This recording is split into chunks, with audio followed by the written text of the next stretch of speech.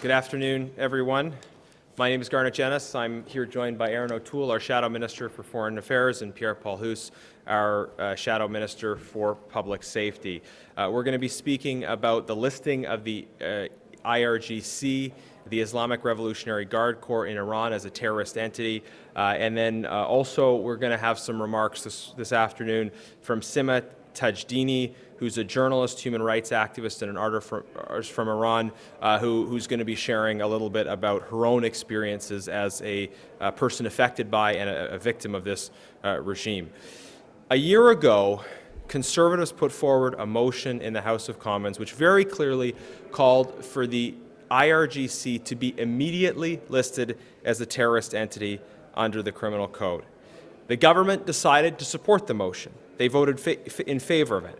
And although a substantial number of Liberals chose to be absent from the vote, the Prime Minister, the Minister of Public Safety, and others voted to recognize this important reality, that the IRGC's active promotion of terrorism inside Iran against the Iranian people and throughout the region is a grave, growing threat to the security of the region and to global peace and security. Listing the IRGC as a terrorist entity recognizes the reality that terrorism is in their DNA. This is something that the Iranian people want, but we also see the effects of this terrorism on people in Lebanon, Syria, Yemen, Israel, Venezuela, and many other places. Now, our motion was clear, calling for the immediate recognition of the IRGC as a terrorist entity. The Liberals voted for that motion, but they have failed to act. So we're here today calling on the government to do what they said they would do almost a year ago, to follow the clear will of the House of Commons and to immediately list the IRGC as a terrorist entity. If they said yes to doing it immediately last June, it is high time that they followed through on doing this now. I want to conclude my portion of this by just underlining why this is so important. It's important for Canada, for our own security, to ensure that we are not in some way facilitating or leaving unencumbered the activities of this terrorist group. But it is also important because of the sense of solidarity we have with the suffering people of Iran. The people of Iran want and deserve the same things that Canadians want and deserve: freedom, democracy, human rights, the rule of law, a recognition that the state exists to serve the people. Now, I believe passionately that the Iranian people are really on the cusp of gaining their own freedom. This is what we are seeking, a transition to a new political reality in Iran for which brave Iranian activists have been and continue to risk and give their lives. The IRGC seeks to suppress them, but they will never be silenced, and we must stand with them. We must stand with these 80 million men, women, and children who inspire us every day. And we believe that people power, that people pushing for justice can bring about dramatic changes. We've just seen that in Sudan, where Omar al-Bashir, longtime dictator, was pushed out after a strong people power revolution. People want freedom, democracy, human rights, and the rule of law wherever they live, regardless of their faith, their ethnicity, other characteristics. We have to reject this soft bigotry of low expectations that sometimes characterizes Western policy in this area, and be committed to the idea that our engagement supporting popular movements for justice can make that difference, and we can take this important step to support them by listing the IRGC as a terrorist entity. I want to announce as well that we are launching a website drawing public engagement and support for this initiative. We invite Canadians to visit listthemnow.ca to add their names, calling on the government to take this action which they voted for. To visit listthemnow.ca, add their name, calling on the Prime Minister, the Minister of Public Safety, to list the IRGC as a terrorist entity, as they said they would do. And I'll turn it over to my colleague, Pierre-Paul Housse, for some comments in French. Merci. Merci, Garnet. Merci, Aaron, d'être là. Donc, il y a environ un an, les conservateurs ont présenté une motion à la Chambre des communes afin de répondre aux crimes horribles commis par le régime iranien. La motion prévoyait diverses mesures, mais la plus importante pour le Canada était de désigner immédiatement le corps du groupe révolutionnaire islamique de l'Iran, nommé le CGRI, comme entité terroriste en vertu du Code criminel. Le Premier ministre, le ministre de la Sécurité publique et d'autres responsables ont voté afin de reconnaître une réalité importante, que la promotion active du terrorisme par le CGRI en Iran contre la population iranienne et dans toute la région devait être reconnue pour les crimes qu'elle commet. Le fait de désigner le CGRI comme une entité terroriste reconnaît la réalité de ce qu'est cette organisation terroriste. C'est pourquoi notre motion exigeait la reconnaissance immédiate du CGRI comme entité terroriste. Les libéraux ont voté pour cette motion, mais ils n'agissent toujours pas. Le gouvernement a dit qu'il le ferait immédiatement il y a près d'1 an. Il est temps maintenant d'agir. Les conservateurs croient que tous les peuples, peu importe leur foi, peu importe leur ethnicité, peu importe toutes les autres caractéristiques, devraient pouvoir vivre dans la liberté et voir leurs droits respectés. Nous lançons aujourd'hui une pétition en ligne invitant les Canadiens à ajouter leur nom pour que le CGRI soit reconnu comme une entité terroriste. Merci.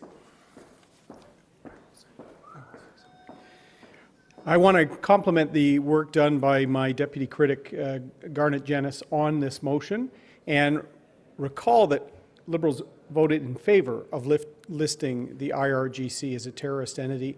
Other nations have done so, but the Trudeau government has dragged its feet.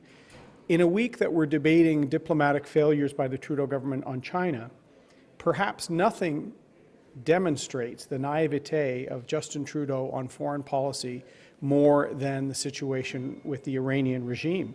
He came into office suggesting he wanted to warm relations with the regime, restore diplomatic relationships with that regime, but ran headfirst into the reality of that state and its corruption and its lack of respect for human rights and its influence on destabilizing the region and the world. Last year, we saw Professor Syed Amami killed in Evan Prison, the same prison where a decade earlier another Canadian citizen, Zara Kazemi, was tortured and killed. So the reality of the regime was something that Mr. Trudeau ran into head first. And because of the advocacy of members of our caucus, including Garnet, members of the Iranian Canadian community, the Persian community across the country, the Liberals actually changed their position midway through our vote last year to list the IRGC because Justin Trudeau had to acknowledge, yet again, he did not understand risks to public safety, global security, and his naive approach to trying to look at the world as he'd like it to be rather than the way it is. So we're calling on them to finally move to list the IRGC as a terror organization. And Canadians can help us in that effort by visiting the online petition at listthemnow.ca. And I want to thank thousands of Canadians out there who've been pushing for this issue alongside our caucus. It's time for the Liberals to put action where their votes were a year ago. Merci.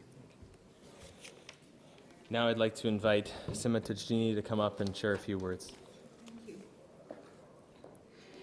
Good afternoon, everyone. My name is Sima Tajdini, and I just wanted to express my gratitude for this opportunity given to me. I'm from the generation that witnessed Khomeini coming to power and the incident of 40 years ago, which continues to this day. When Khomeini returned to Iran after 30 years of being away, one of the questions that he was asked was, how does he feel returning to Iran after so many years? And his answer was, nothing. So for someone like me, that I am a proud patriotic, both when it comes to Iran, my occupied land by the Islamist regime, and in Canada, it's been 40 years of going through so many nightmares. I've been living in Canada for 14 years, and IRGC is actually one of the main reasons that I had to leave the place that I was born in to seek refuge in Canada. One of the first things that Khomeini did was establishing IRGC, even though we had already an army. And the main purpose of IRGC was to protect the so-called revolution itself and to exported to anywhere in the world possible.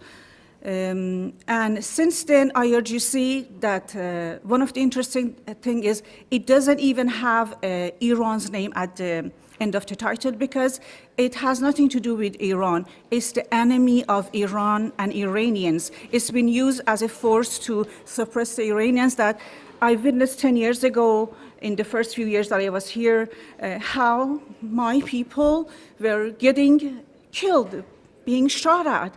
And who was doing it? The IRGC, and also I have to add the Basijis also are the plainclothes forces that are suppressing the people.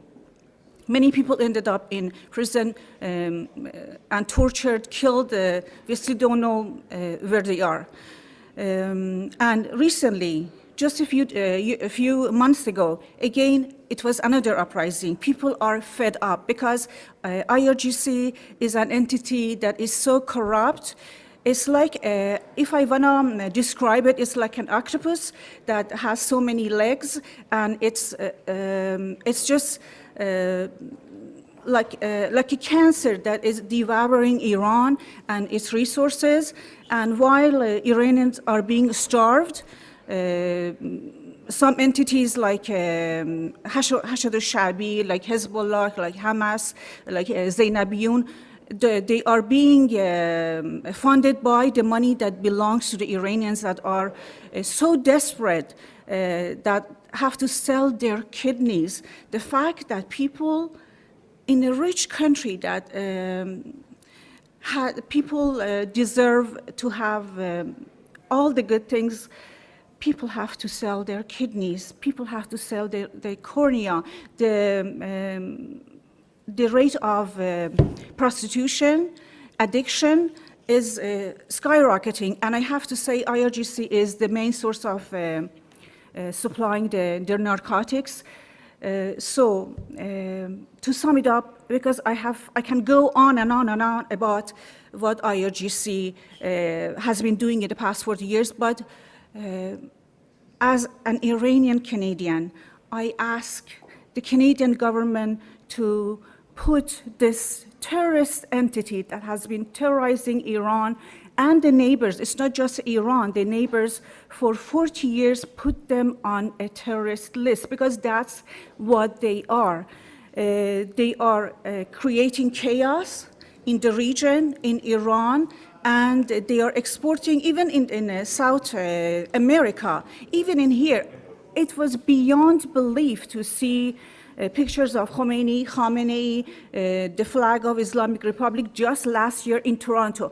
And just imagine how someone like me feels when I see the pictures of the people that killed my own uncle.